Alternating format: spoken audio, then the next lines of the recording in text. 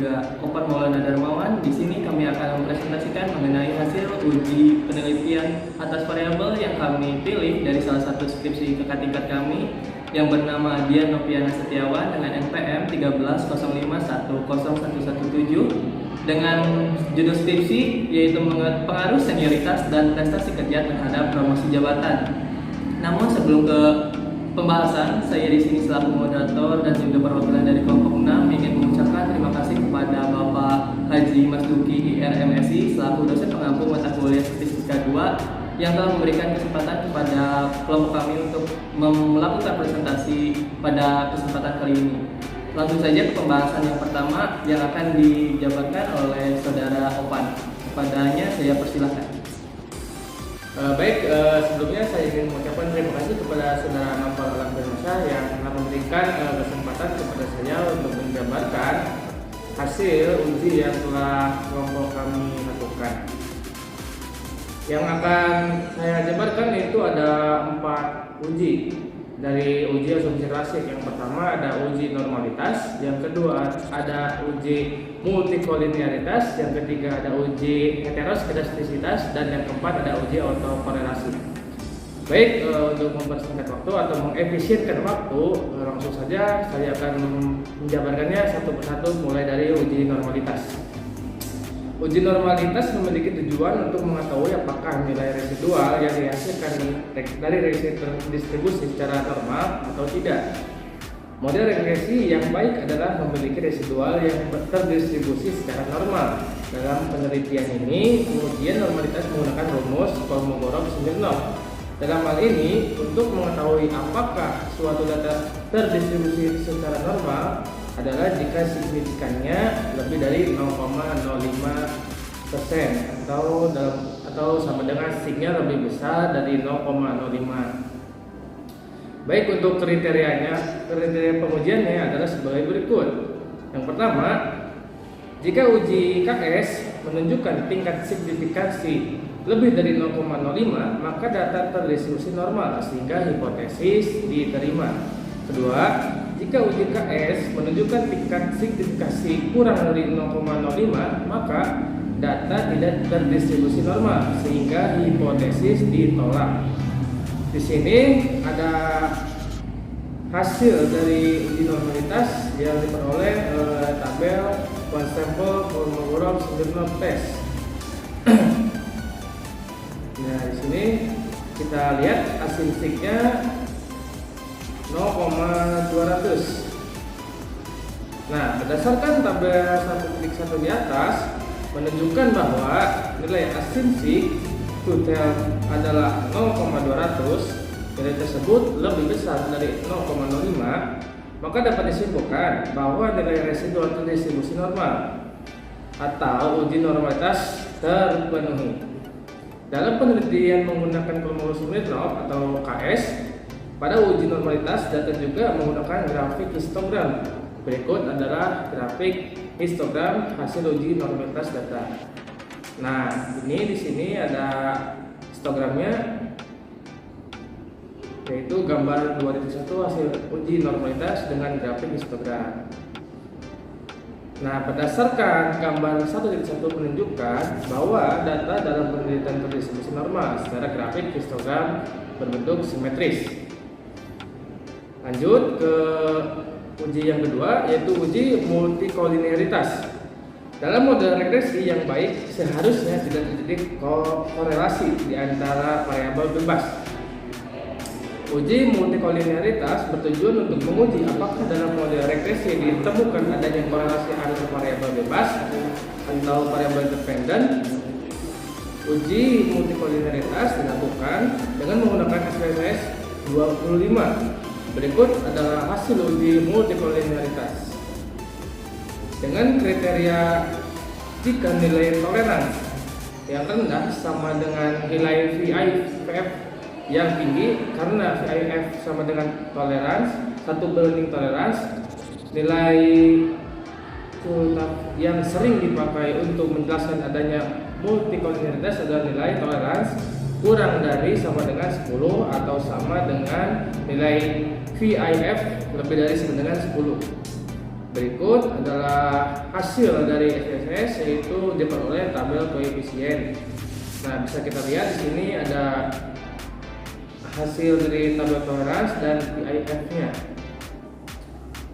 Berdasarkan perhitungan dalam tabel 2.2 di atas menunjukkan bahwa nilai toleransi dari variabel senioritas yaitu 0,705 dan variabel prestasi kerja 0,705 juga lebih besar dari 0,10. Kemudian dari PIF dari variabel senioritas sebesar 1,418 dan variabel prestasi kerja 1,418 juga lebih kecil dari 10, sehingga dapat disimpulkan bahwa tidak terjadi multikolinearitas antar variabel independen dalam model regresi. Oke, selanjutnya uji yang ketiga, yaitu uji heteroskedastisitas. Model regresi yang baik adalah model yang tidak terjadi heteroskedastisitas atau terjadi heteroskedastisitas. Uji heteroskedastisitas bertujuan untuk menguji apakah dalam suatu model regresi tidak terjadi ketidaksamaan varians dari residual atau pengamatan ke pengamatan yang lain tetap, maka disebut homokedastisitas, dan jika berbeda maka disebut heteroskedastisitas. Berikut adalah hasil uji heteroskedastisitas dengan grafik scatter plot. Nah, bisa dilihat oleh teman-teman dan kawan-kawan. Di sini adalah hasil scatter plotnya, titik-titiknya menyebar. Berdasarkan grafik scatter plot pada gambar 2.2 di atas menunjukkan bahwa titik-titik menyebar secara acak serta baik di atas maupun di bawah angka 0 pada sumbu Y, maka dapat disimpulkan bahwa tidak terjadi heteroskedastisitas pada model regresi, sehingga model regresi layak digunakan untuk memprediksi promosi jabatan berdasarkan masukan variabel independen secara senioritas dan prestasi kerja. Oke, selanjutnya ke uji normalitas, uji asimilasi yang terakhir, yaitu uji autokorelasi. Uji autokorelasi muncul akibat observasi yang berurutan sepanjang waktu, berkaitan satu sama lain. Model regresi yang baik adalah model regresi yang bebas dari autokorelasi. Uji autokorelasi dilakukan menggunakan bantuan program SPSS 25 untuk menguji sampel dengan menggunakan uji Darwin-Watson atau DW test. Berikut hasil uji autokorelasi diperoleh dari tabel model summary.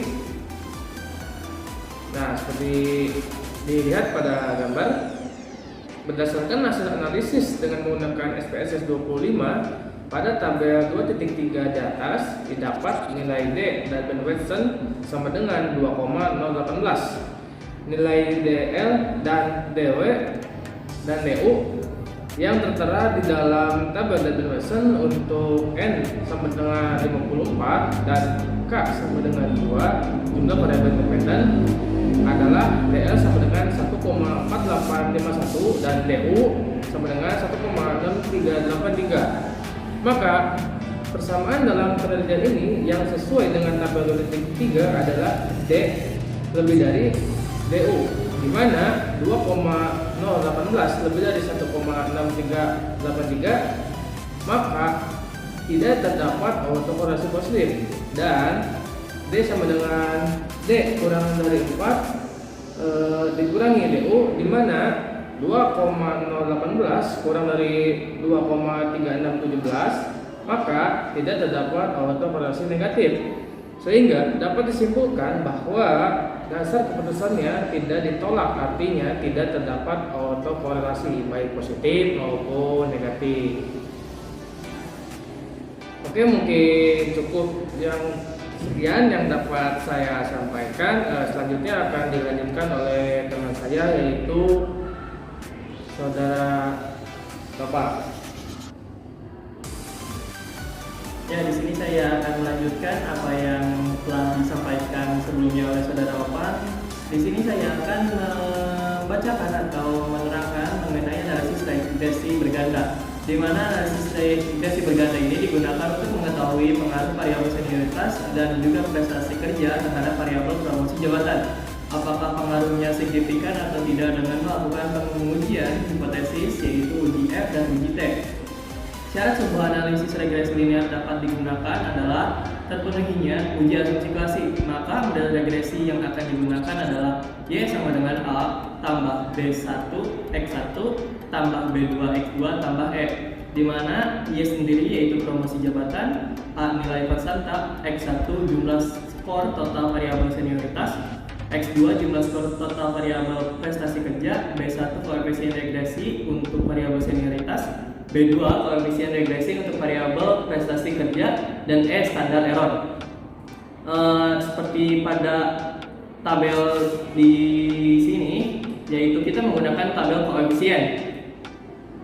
Nah, tabel 24 hasil analisis regresi berganda berdasarkan hasil analisis dengan menggunakan program SPSS 25 dalam tabel 2.4 di atas, maka didapat persamaan regresi sebagai berikut, yaitu Y sama dengan 10,86 tambah 0,039 X1 ditambah 0,697 X2 tambah S. Dari persamaan regresi ganda tersebut, maka dapat disimpulkan A konstanta dalam model regresi sebesar 10,686 dan bertanda positif.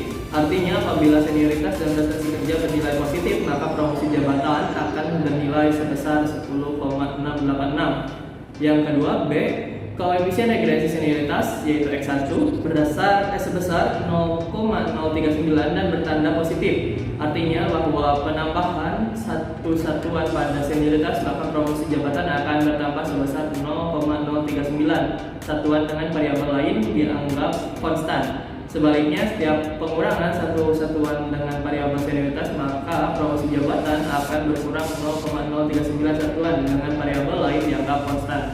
Yang C terakhir, koefisien regresi prestasi kerja X2 sebesar 0,697 dan bertanda positif. Artinya bahwa penambahan satu satuan pada prestasi kerja, maka promosi jabatan akan bertambah sebesar 0,679 satuan dengan variabel lain dianggap konstan. Sebaliknya, setiap pengurangan satu satuan dengan variabel prestasi kerja, maka promosi jabatan akan berkurang 0,679 satuan dengan variabel lain dianggap konstan.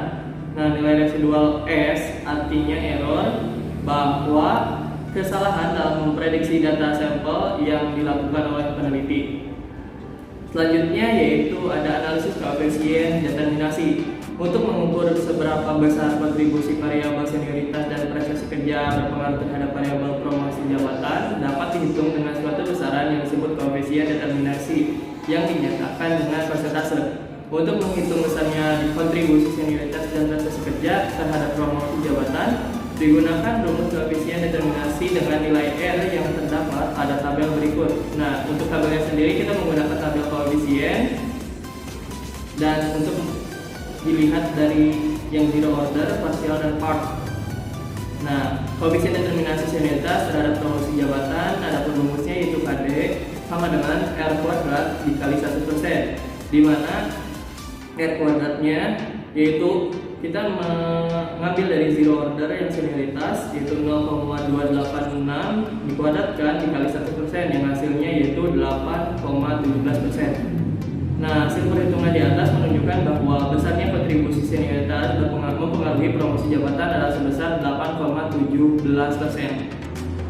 Yang kedua ada koefisien determinasi prestasi kerja terhadap promosi jabatan. Adapun rumusnya sama, yaitu KD sama dengan R kuadrat dikali 100%, di mana R kuadratnya yaitu 0,490 kuadrat dikali 100%, yang hasilnya yaitu 24,01%. Nah, hasil perhitungan di atas menunjukkan bahwa besarnya kontribusi senioritas mempengaruhi promosi jabatan sebesar 24,01%. Nah, adapun yang selanjutnya yaitu dari tabel model summary yang C, koefisien determinasi senioritas dan prestasi kerja terhadap promosi jabatan.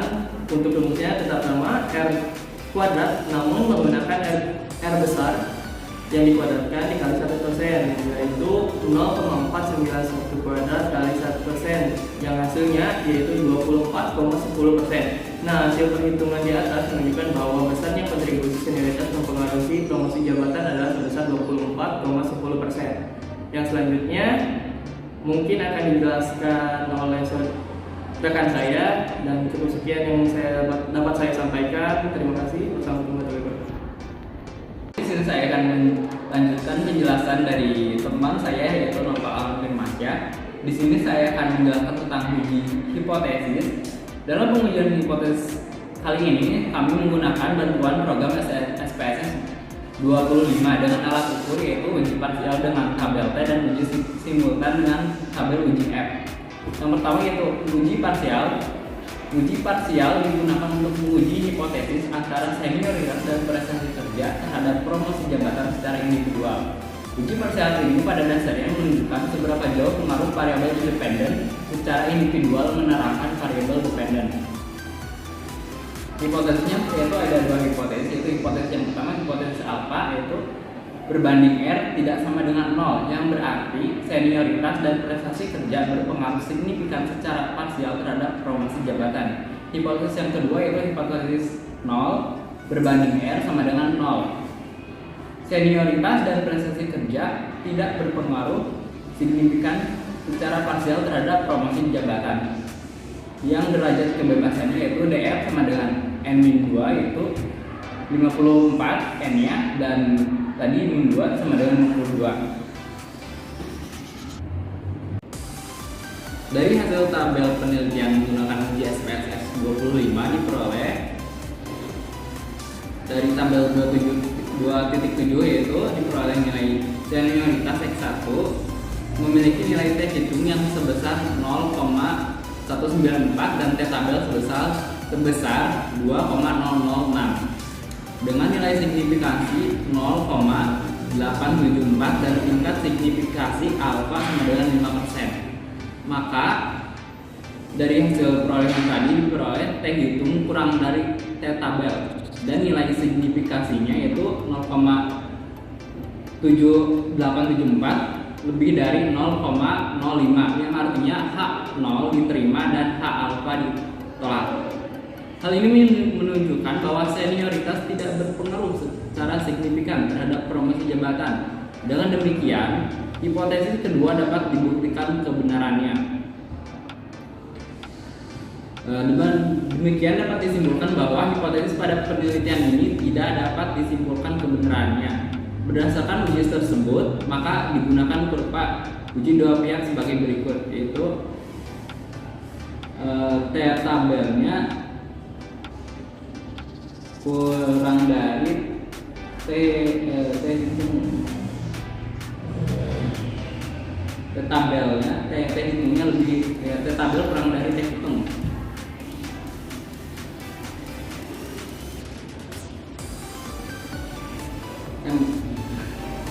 Maksudnya itu T tabel lebih dari T hitung.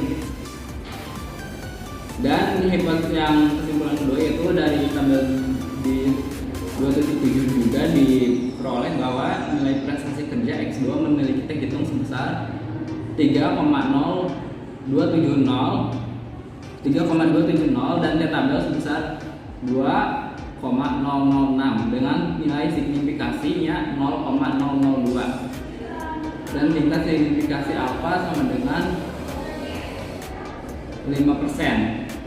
Maka T hitung lebih dari T tabel dan nilai signifikasi 0,002 lebih dari 0,05, yang artinya H0 ditolak dan H alfa diterima.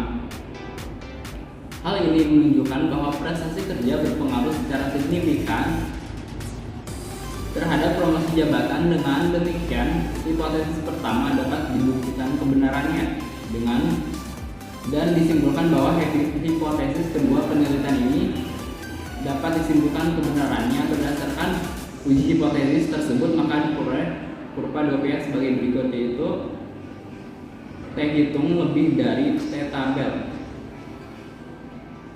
Ini adalah kurva gambar kurva uji dua pihaknya. Dan yang kedua yaitu uji simultan. Uji simultan ini dilakukan untuk menguji senioritas dan prestasi kerja terhadap promosi jabatan. Dari hasil perolehan dengan menggunakan bantuan program SPSS 25 dengan alat ukur uji tabel F diperoleh tabel 2.8 yaitu hipotesis alfa ini itu berbanding R tidak sama dengan 0, yang berarti hipotesis senioritas dan prestasi kerja berpengaruh signifikan secara simultan terhadap promosi jabatan, dan hipotesis 0 berbanding R sama dengan 0, yang berarti senioritas dan prestasi kerja tidak berpengaruh secara signifikan simultan terhadap promosi jabatan. Berdasarkan tabel 2.8 menunjukkan bahwa hasil uji F diperoleh nilai F hitung sebesar 8,093 dan taraf signifikasinya itu dan taraf signifikasinya sebesar 5%, dengan DK sama dengan N-1 min K adalah N-1 sama min 2 sama dengan yaitu 54 dikurangi 1 dikurangi 2 sama dengan 51. Maka diperoleh nilai F tabel yaitu sebesar 3,18. Hal tersebut menunjukkan bahwa tingkat signifikasi 5% yaitu pada tingkat signifikasi 5% itu F hitung 8,093 lebih dari F tabel 3,18, yang berarti hipotesis ke-0 ditolak. Hal tersebut menunjukkan bahwa pada tingkat signifikasi 5% F hitung yaitu 8,093 lebih dari F tabel 3,18, yang berarti H0 ditolak. Hal ini menunjukkan bahwa senioritas dan prestasi kerja berpengaruh positif dan signifikan secara simultan terhadap promosi jabatan. Dengan demikian, itu dapat disimpulkan bahwa hipotesis penelitian ini dapat dibuktikan kebenarannya. Dan kurva uji dua pihaknya itu sebagai berikut, yaitu F hitungnya lebih dari F tabel. Baik. Ya, terima kasih atas rekan-rekan saya yang telah menyampaikan materinya secara jelas. Di sini saya akan membacakan kesimpulan dari hasil uji atas variabel yang kami uji, yaitu berdasarkan hasil penelitian dan analisis data yang telah dilakukan mengenai pengaruh senioritas dan prestasi kerja terhadap promosi jabatan, yaitu studi pada karyawan pusat PDAM Tirta Jati Kabupaten Cirebon. Maka penulis mengambil kesimpulan sebagai berikut, yaitu 1. Senioritas berpengaruh positif dan signifikan terhadap promosi jabatan. Artinya, jika semakin lama seorang karyawan bekerja, maka akan semakin tinggi kesempatan untuk promosi jabatan. Hal ini dikarenakan senioritas merupakan faktor pendorong terjadinya promosi jabatan.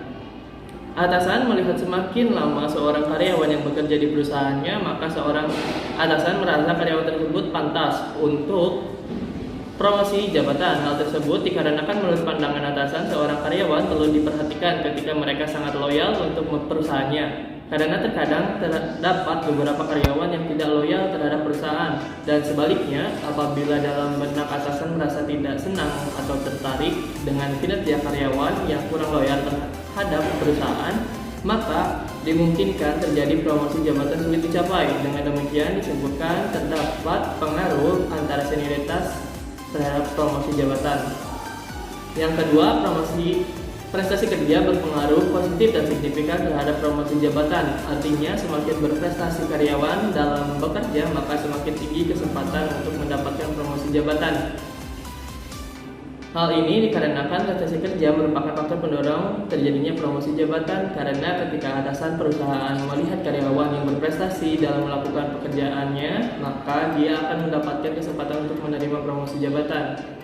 Dan juga sebaliknya, apabila karyawan di suatu perusahaan mempunyai kinerja yang biasa saja dan tidak memiliki prestasi dalam bekerja, maka kesempatan untuk menerima promosi jabatan sangatlah kecil. Dengan demikian disimpulkan terdapat pengaruh antara prestasi kerja terhadap promosi jabatan. Yang ketiga, secara simultan, senioritas dan prestasi kerja berpengaruh signifikan terhadap promosi jabatan. Artinya, jika seorang karyawan bekerja di suatu perusahaan dan loyalitasnya tinggi terhadap pekerjaan, maka kesempatan untuk mendapatkan promosi jabatan semakin tinggi juga. Hal ini dikarenakan senioritas dan prestasi kerja secara bersama-sama merupakan faktor pendorong terjadinya promosi jabatan. Ketika atasan perusahaan melihat seorang karyawan yang bekerja cukup lama di perusahaannya dan memiliki loyalitas serta prestasi dalam bekerja, sehingga perusahaan akan mempertimbangkan untuk memberi promosi jabatan kepada karyawan tersebut. Sebaliknya, jika atasan perusahaan menilai seorang karyawan masih baru bekerja di perusahaannya dan juga tidak memiliki loyalitas dalam prestasi kerja, maka kesempatan untuk mendapat promosi jabatan tersebut semakin kecil. Dengan demikian, disimpulkan terdapat pengaruh antara senioritas dan prestasi kerja terhadap promosi jabatan. Nah, itu kesimpulan dari uji atas variabel-variabel yang kita pilih. Mungkin cukup sekian presentasi yang kelompok kami dapat sampaikan. Kurang lebihnya mohon maaf. Akhir kata, wabillahi taufiq wal hidayah. Wassalamualaikum warahmatullahi wabarakatuh.